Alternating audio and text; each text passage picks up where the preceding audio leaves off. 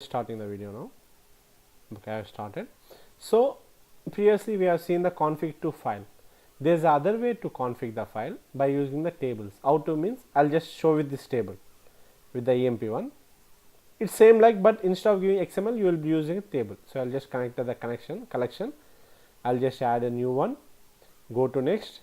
Here instead of XML config I'll just give the SQL server, and I'll give the database server name, new server. I'll click new because I want to store that XML configuration in this file. I have created one database called SSIS config. I want to store under that. Okay. Currently I don't have any tables. I'll refresh it. I don't have any tables. Now see what happens. I'll go here. I'll just select this server. Click on the SSIS config. Done. And okay. I've created a connection for this. Okay. Now that will be there. Because I don't have any table now, right? I'll just click new.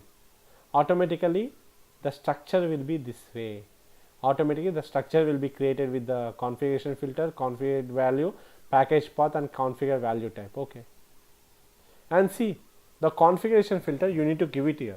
I will give it as connection names. That's it.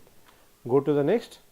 In the next, what I need to do? I need to create configuration for this connection, right?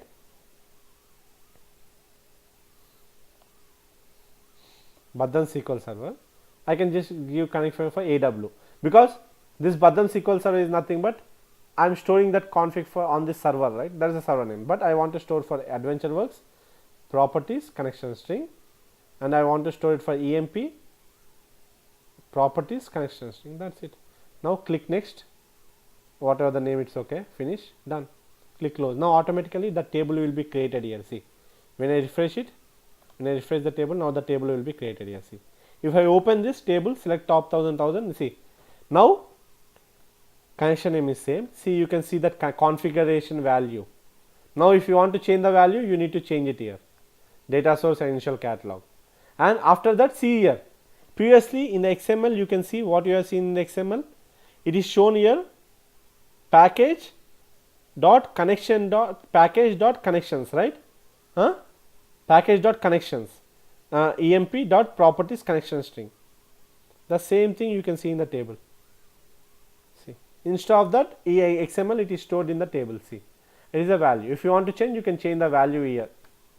You need to update the table where the package path is this one. You need to update it. So automatically that one will be reflected. Instead of storing the table, you can instead of storing the XML file, you can store this way also. Okay. So now basically this config file, now this both the things are pointed to the configuration. That configuration is stored in this table, right? So now you will create these configurations, database in development, production and QA. So you'll have the table in 3 environments, and that table, whichever the table is there in QA, it will have all the connections to production. The table whichever is there in production, it will have all the connection to the production database only. So here you will just change the connection here to the table name. Instead of storing this server, where whatever the server it is there, it will you will just change the server.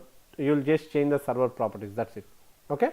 This is a way that you are going to do with the table name, with the table one. So if you have any questions, you can ask me with this.